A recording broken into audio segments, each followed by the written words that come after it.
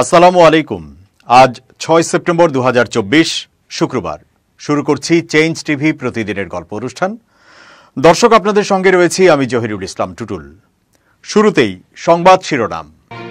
কোথায় কোন কৌশলে আত্মগোপনে আছেন সাবেক স্বরাষ্ট্রমন্ত্রী আসাদুজ্জামান খান কামাল। পানি সমস্যা সমাধানে ভারতের প্রতি ডক্টর ইউনূসের আহ্বান। অবৈধভাবে সম্পদের পাহাড় গড়েছেন শাহরিয়ার আলম। এবার বিস্তারিত।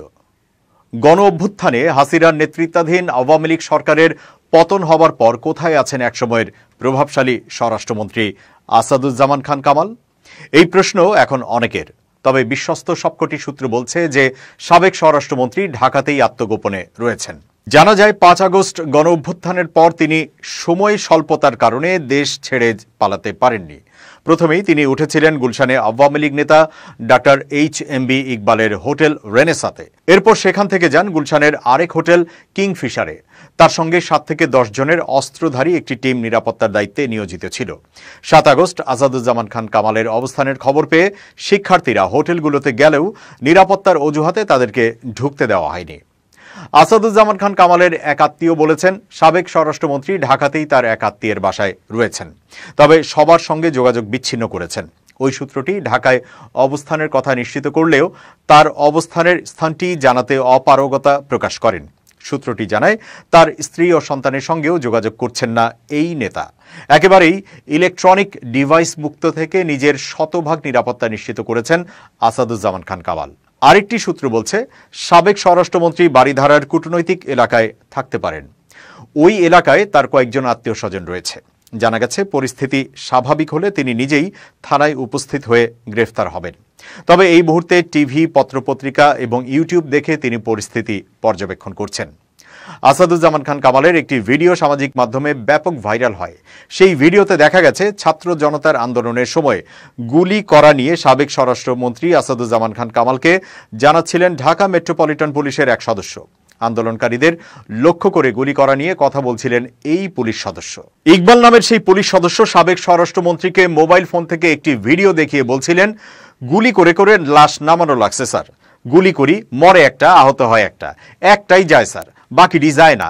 এইটা হইল স্যার সবচেয়ে বড় আতঙ্কের এবং দুশ্চিন্তার বিষয়। সাবেক স্বরাষ্ট্রমন্ত্রী নির্বিকারভাবে মনোযোগ দিয়ে ভিডিওটি দেখেন। গুলি ও নিহতের দৃশ্য দেখে তার চেহারায় কোনো প্রতিক্রিয়া দেখা যায়নি। বাংলাদেশের ইতিহাসে সবচেয়ে লম্বা সময় স্বরাষ্ট্রমন্ত্রীর পদে থাকা আসাদুজ্জামান খান কামাল গত 10টি বছর যে কোনো বিষয় কিংবা ঘটনা নিয়ে ঠিক এমনভাবেই নির্বিকার ছিলেন। তাকে চ্যালেঞ্জ করা বা প্রশ্ন করার মতো সাহস কারো ছিল না। প্রবল প্রতাপে স্বরাষ্ট্রের মতো সংবেদনশীল মন্ত্রণালয়ের দায়িত্ব পালন করলেও তার আমলেই খুন, গুম থেকে শুরু করে বিচার বহির্ভূত হত্যাকাণ্ড ও মানবাধিকার লঙ্ঘনের অভিযোগে নষ্ট হয়েছে দেশের ভাবমূর্তি। বৈষম্য বিরোধী ছাত্র আন্দোলনের ব্যানারে কোটা সংস্কারের আন্দোলন শুরু হবার পর থেকেই আন্দোলনকারীদের প্রতি কঠোর মনোভাব দেখিয়ে আসছিলেন এই সাবেক স্বরাষ্ট্রমন্ত্রী। এক পর্যায়ে কঠোর হাতে আন্দোলন দমনের হুঁশিয়ারিও দিয়েছিলেন আসাদুজ্জামান খান। ছাত্রলীগের পাশাপাশি পুলিশ সদস্যরাও আন্দোলনরত শিক্ষার্থীদের ওপর চড়াও হবার কারণে কমপ্লিট শাটডাউন থেকে পরিণত হয় শেখ হাসিনার পদত্যাগের এক দফা দাবিতে। সাবেক স্বরাষ্ট্রমন্ত্রীর বিরুদ্ধে এরই মধ্যে বেশ কয়েকটি হত্যা মামলা দায়ের করা হয়েছে। শুধু তাই নয়, তাকে হন্যে হয়ে খুঁজতে শুরু করে জনতা। গত 13 আগস্ট রাতে রাজধানীর গেন্ডারিয়াতে এক বাড়িতে সাবেক স্বরাষ্ট্রমন্ত্রীর উপস্থিতি সন্দেহে বাড়ি ঘেরাও করে স্থানীয়রা। আসাদুজ্জামান খানের বিরুদ্ধে শুধু হত্যা মামলাই নয়, ঘুষ নেয়ার অভিযোগে তার বিরুদ্ধে তদন্তে নেমেছে দুদক। সাবেক স্বরাষ্ট্রমন্ত্রী বস্তায় করে ঘুষ নিতেন।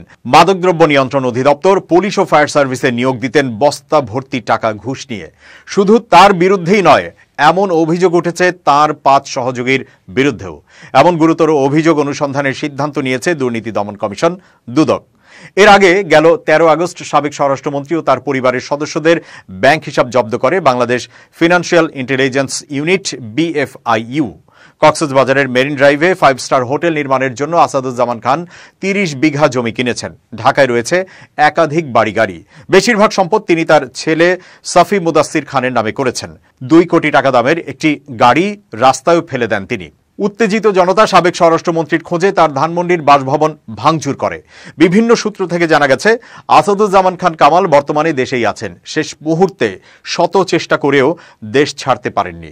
শেখ হাসিনার পদত্যাগের খবর জানতে পেরে অজ্ঞাত স্থানে চলে যান তিনি। তবে তিনি ঠিক কোথায় আছেন জানা যায়নি। তার মোবাইল ফোনও বন্ধ। একদা প্রবল প্রতাপশালী ব্যক্তিটি এখন পলাতক আসামি। বাংলাদেশের অন্তর্বর্তীকালীন সরকারের প্রধান উপদেষ্টা ডক্টর মোহাম্মদ ইউনূস বলেছেন, অন্তর্বর্তীকালীন সরকার ভারতের সাথে তিস্তা পানি বন্টন চুক্তি নিয়ে মতপার্থক্য নিরসনের উপায় খুঁজে বের করবে। কারণ বছরের পর বছর এই চুক্তিকে বিলম্বিত করা কোনো দেশের স্বার্থেই ভালো নয়। এছাড়া তিস্তার পানি বন্টন সমস্যার সমাধান হতে হবে বলেও তিনি স্পষ্ট বার্তা দেন। একই সঙ্গে সীমান্তে হত্যাকাণ্ডের নিন্দা জানিয়েছেন ডক্টর ইউনূস। তিনি বলেছেন, এটি কোনো সমাধান নয়। ভারতীয় বার্তা সংস্থা পিটিআইকে দেওয়া এক সাক্ষাৎকারে ডক্টর ইউনূস এই মন্তব্য করেন। পিটিআই নিউজের ওয়েবসাইটে শুক্রবার সাক্ষাৎকারটি প্রকাশিত হয়েছে। ঢাকায় নিজের সরকারি বাসভবন থেকে পিটিআইকে দেওয়া এই সাক্ষাৎকারে ডক্টর ইউনূস বলেন, দুই দেশের মধ্যে পানি বন্টন সমস্যাটি অবশ্যই আন্তর্জাতিক নিয়ম অনুসারে সমাধান করা উচিত। এছাড়া বাংলাদেশের মতো নিম্ন নদীর দেশের তথা ভাটি অঞ্চলের দেশের নির্দিষ্ট কিছু অধিকার রয়েছে এবং সেই অধিকার বাংলাদেশ বজায় রাখতে চায় বলেও জোর দেন তিনি। ডক্টর মোহাম্মদ ইউনূস বলেন, এই ইস্যুটি নিয়ে বসে থেকে এটি কারো কোনো উদ্দেশ্য সাধন করছে না। আমি যদি জানি আমি কতটা পানি পাবো, আমি যদি খুশি না হয়েও স্বাক্ষর করি, তারপরও এটি ভালো হবে। এই সমস্যার সমাধান করতে হবে। অন্তর্বর্তীকালীন সরকার তিস্তার পানি বন্টন চুক্তির সমস্যা দ্রুত সমাধানের জন্য চাপ দেবে কিনা এমন প্রশ্নের জবাবে তিনি বলেন, নতুন সরকার বিষয়টি নিয়ে কাজ করবে। পিটিআইকে তিনি বলেন, পুশ বা চাপ একটি বড় শব্দ, আমি এটি বলছি না। তবে আমরা বিষয়টি নিয়ে কাজ করব, আমাদের একসাথে বসে এটি সমাধান করতে হবে। 2011 সালে ভারতের তৎকালীন প্রধানমন্ত্রী মনমোহন সিং এর ঢাকা সফরের সময় ভারত ও বাংলাদেশ তিস্তার পানি বন্টনের বিষয়ে একটি চুক্তি স্বাক্ষরের দ্বার প্রান্তে ছিল। কিন্তু পশ্চিমবঙ্গের মুখ্যমন্ত্রী মমতা ব্যানার্জি তার রাজ্যে পানির ঘাটতির কথা উল্লেখ করে চুক্তিটিকে সমর্থন করতে অস্বীকার করেন। ডক্টর ইউনূস বলেন, এটি নতুন কোনো ইস্যু নয়, এটি খুব পুরনো ইস্যু।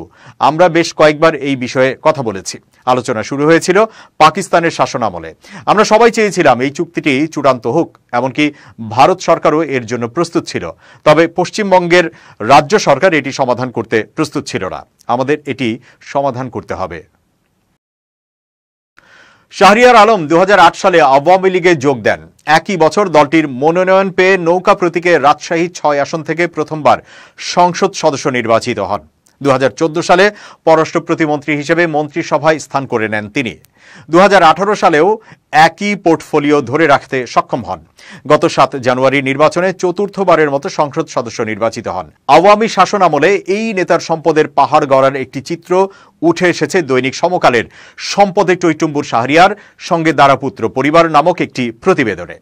প্রতিবেদনটিতে তুলে ধরা হয়েছে রাজশাহীতে North Bengal agro farms limited নামে একটি কৃষি খামারের মালিক শাহরিয়ার আলম। এছাড়া 2020 সালে রাজশাহীর গোদাগাড়ী উপজেলার গোগ্রাম ইউনিয়নের বসন্তপুর মোড়ের পাশে একই প্লটে 40 বিঘা জমি কিনেছেন। জমির মালিক ছিলেন বাঘা উপজেলার বাঘা পেট্রোল পাম্পের মালিক গোলাম মোস্তফা। তার অভিযোগ, জমির মূল্য পরিশোধ না করে শাহরিয়ার আলম প্রতারণার মাধ্যমে দখল করে নিয়েছেন। প্রতিবেদনে আরও জানা যায়, শুধু এটিই নয়, আওয়ামী লীগ সরকারের এমপি ও প্রতিমন্ত্রী হয়েই সম্পদে টইটুম্বুর হয়ে ওঠেন শাহরিয়ার আলম। নিজের জমা দেওয়া হিসাব অনুযায়ী তিনি ছিলেন ভূমিহীন, অর্থাৎ তার কোনো স্থাবর সম্পদ ছিল না। কিন্তু 15 বছরেই তিনি কয়েক হাজার কোটি টাকার মালিক হয়েছেন। রাশিয়া, ব্রাজিল ও চীনে খুলেছেন নিজস্ব ব্যবসা প্রতিষ্ঠান, গড়েছেন 8টি পোশাক কারখানা, নিয়েছেন নিজের রেনেসা গ্রুপের নামে দুরন্ত টেলিভিশন, রাজশাহীতে করেছেন বেসরকারি মেডিকেল কলেজ, পাশাপাশি ঢাকার গুলশানে নিজের নামে 2টি, পুত্রের নামে 1টি এবং দ্বিতীয় স্ত্রীর নামে নিয়েছেন 3600 বর্গফুটের রাজকীয় ফ্ল্যাট। নিজের নামে কৃষি ও অকৃষি জমি দেখিয়েছেন 51 বিঘা। অথচ 2008 সালের নির্বাচনের আগে জমা দেওয়া হলফনামার তথ্য মতে তখন শাহরিয়ার আলমের স্থাবর কোনো সম্পদ ছিল না। তার বাবা মোহাম্মদ শামসুদ্দিন ছিলেন রেলের কর্মচারী। North Bengal agro farms limited ছাড়াও শাহরিয়ার আলম খামার বাড়ি করেছেন ঠাকুরগাঁও সদর উপজেলার চৌধুরীহাট এলাকায়। এমপি হওয়ার পর 2010 সালে 25 বিঘা জমি কেনেন সেখানে। স্থানীয়দের অভিযোগ, 25 বিঘা জমি কিনলেও প্রভাব খাটিয়ে আরও 10 বিঘা জমি দখল করেছেন তিনি। সেখানে গড়ে তুলেছেন বাংলো বাড়ি, গরুর খামার, টিস্যু কালচার ল্যাব, বনসাই গবেষণাগার। চৌধুরীহাট এলাকার এই জমি দেখিয়ে 200 কোটি টাকা ব্যাংক ঋণও তুলেছেন। লালমনিরহাট জেলার কালীগঞ্জ উপজেলায়ও 2007 সালে 13 বিঘা জমি কেনেন শাহরিয়ার আলম। সেখানেও গড়ে তোলা হয়েছে খামার বাড়ি, বিভিন্ন দামি সবজি, মাছ সহ নানা ধরনের চাষাবাদ করা হচ্ছে। শাহরিয়ার আলম নির্বাচনী আসন রাজশাহী ৬, চারঘাট বাঘা এলাকাতেও পোশাক কারখানা স্থাপন সহ নানা প্রলোভন দেখিয়ে স্বল্প মূল্যে কিনেছেন কোটি কোটি টাকার জমি। লালপুরে শাহরিয়ার আলমের দ্বিতীয় স্ত্রীর বাড়ি, সেখানকার স্থানীয় এক আওয়ামী লীগ নেতার কন্যা সিলভিয়া পারভিন লেনিকে দ্বিতীয় বিয়ে করে প্রথম স্ত্রী আয়েশা আক্তার ডালিয়াকে তালাক দেন তিনি। এরপর দ্বিতীয় স্ত্রী লেনির মা রোকসানা মর্তুজা লিলিকে ২০২১ সালে শাহরিয়ার আলম প্রভাব খাটিয়ে মেয়র বানান। স্ত্রীকে সেখানে রাজপ্রাসাদের মতো বাড়ি করে দিয়েছেন। ঢাকার গুলশানে শেখ রেহানার বাড়ির সামনে ৩,৬০০ স্কোয়ার ফুটের রাজকীয় ফ্ল্যাট উপহার দিয়েছেন। এলাকাবাসী অভিযোগ করেন ২০০৮ সালে এমপি হওয়ার পর এসব জমি ও অর্থ সম্পদ গড়ে তোলার নেশায় শাহরিয়ার আলম তার নির্বাচনী এলাকায় ব্যাপক লুটপাট চালিয়েছেন। তিনি তার এপিএস সিরাজুল ইসলামের মাধ্যমে এককভাবে নিয়ন্ত্রণ করতেন টিআর কাবিখা সহ সরকারি সব অনুদান ও প্রকল্প। এমনকি স্কুল, কলেজ, মাদ্রাসার শিক্ষক নিয়োগেও করেন বাণিজ্য, চাকুরি, বদলি সহ বিভিন্ন কাজেও এপিএস এর মাধ্যমে নেন মোটা অঙ্কের টাকা। প্রতিমন্ত্রীর তহবিলে টাকা না দিলে কারো টিআর কাবিখা বা সরকারি অনুদান পাওয়ার সুযোগ ছিল না। আবার টাকা দিলে ভুয়া প্রতিষ্ঠানের নামেও মিলেছে সরকারি বরাদ্দ। ক্ষণজন্মা ছিলেন চলচ্চিত্র তারকা সালমান শাহ। ক্যারিয়ার যখন শুরু, মাত্র ২৭টি ছবি দিয়ে যখন ভক্তদের প্রিয় হয়ে উঠেছেন, তখনই খবর আসে বিদায় নিয়েছেন এই তারকা। বাংলাদেশের চলচ্চিত্রের রূপালী পর্দার ৯০-এর দশকের অন্যতম শ্রেষ্ঠ সুদর্শন অভিনেতা বলা হয় তাকে। সোহানুর রহমান সোহানের হাত ধরে কেয়ামত থেকে কেয়ামত চলচ্চিত্রের মাধ্যমে চলচ্চিত্র জগতে আসেন তিনি। প্রথম সিনেমাতে অভিনয় করে ভক্ত অনুরাগীদের মাঝে জনপ্রিয়তা অর্জন করেছিলেন। সালমান শাহ মাত্র ২৫ বছর বেঁচে ছিলেন। ১৯৯৬ সালের ৬ সেপ্টেম্বর রহস্যজনক মৃত্যু হয় এই অভিনেতার। এ খবর প্রকাশ্যে আসার পর দেশ জুড়ে চাঞ্চল্যের সৃষ্টি হয়। আজ তার মৃত্যুদিন।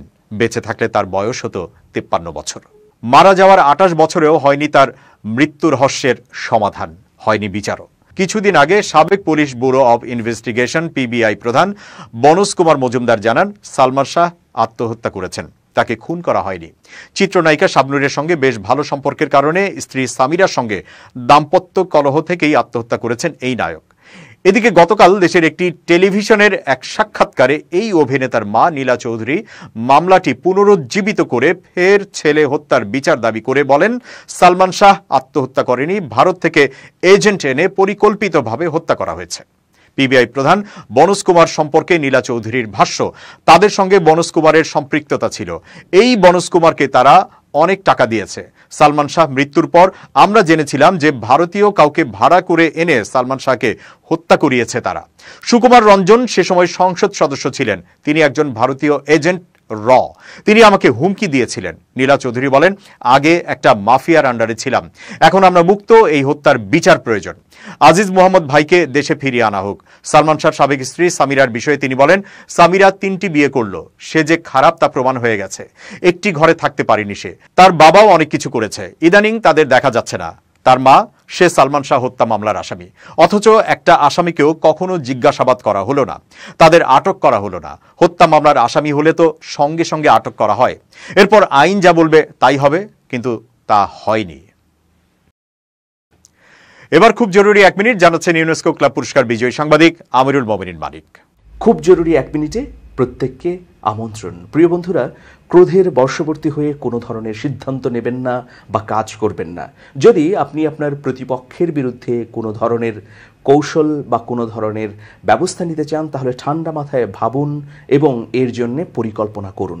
অন্যদিকে যদি আপনি রাগের বশে ভালো কিছু করে ফেলেন, সেটাই হচ্ছে বড় ধরনের সফলতা। কিন্তু অবশ্যই ক্রোধের মাধ্যমে আপনি কোনো প্রতিশোধ নিতে গেলে সেটাতে বিপত্তি ঘটবে। আগে ভাবুন, ঠান্ডা মাথায় চিন্তা করুন, এরপর আপনি মাঠে নামুন। ভালো থাকবেন, শুভেচ্ছা নিরন্তর। এবার দেশের বাইরের প্রসঙ্গ। ভারতের সশস্ত্র বাহিনীর কমান্ডারদের বাংলাদেশের বর্তমান পরিস্থিতি বিশ্লেষণ করার আহ্বান জানিয়েছেন দেশটির প্রতিরক্ষা মন্ত্রী রাজনাথ সিং। এছাড়া রাশিয়া, ইউক্রেন ও ইসরায়েল হামাস যুদ্ধের দিকে নজর রাখা এবং অপ্রত্যাশিত যে কোনো কিছু মোকাবেলার জন্য প্রস্তুত থাকার আহ্বানও জানান তিনি। ভারতীয় সংবাদ মাধ্যম টেলিগ্রাফ আজ শুক্রবার ৬ সেপ্টেম্বর এক প্রতিবেদনে এসব তথ্য জানিয়েছে। লখনৌতে জয়েন্ট কমান্ডার্স কনফারেন্সে দেওয়া ভাষণে রাজনাথ সিং বলেন, বাংলাদেশ, চীন সহ অন্য প্রতিবেশী দেশগুলোর পরিস্থিতি বিশ্লেষণ করুন। সেই সঙ্গে ভবিষ্যতে ভারত কী ধরনের সমস্যায় পড়তে পারে তার একটা ধারণা নিয়ে অপ্রত্যাশিত যে কোনো কিছু মোকাবেলায় প্রস্তুত থাকুন।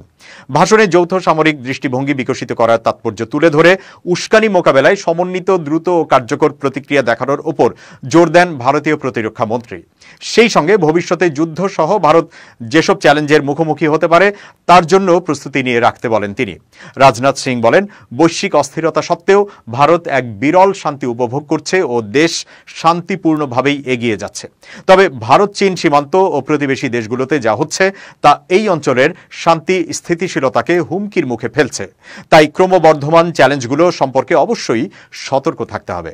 তিনি আরো বলেন, আমাদের বর্তমান পরিস্থিতির উপর গুরুত্ব দিতে হবে। এই মুহূর্তে আমাদের চারপাশে যা যা ঘটছে সেগুলোর উপর নজর রাখতে হবে।